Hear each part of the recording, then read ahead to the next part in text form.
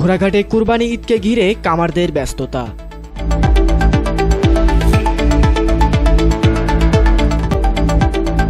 আসসালামু আলাইকুম। এমকে টেলিভিশনের নিয়মিত সংবাদে আপনাদের স্বাগত জানাচ্ছি। আমি ঋতু আক্তার। এতক্ষণ শুনলেন সংবাদ শিরোনাম, এখন ডেস্ক থেকে বিস্তারিত।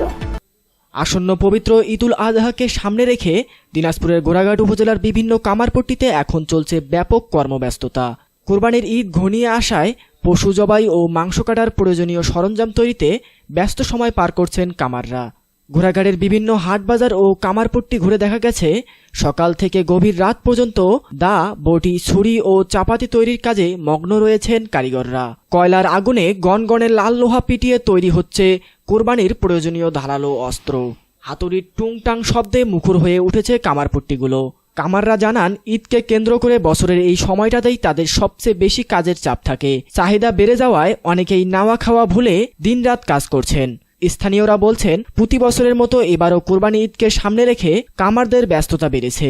এতে একদিকে যেমন ঐতিহ্যবাহী এই পেশার কর্মচাল্য ফিরে এসেছে, অন্যদিকে কামাররাও অতিরিক্ত আয়ের আশা করছেন। কামারেরা চাকু, ছুরি, চাপাতি, ছোট ছোট কাম কাজে খুব ব্যস্ত, খাবারও সময় পাচ্ছে না। সেখানে সস্তা দামে সব কিছু পাওয়া যাবে এখানে।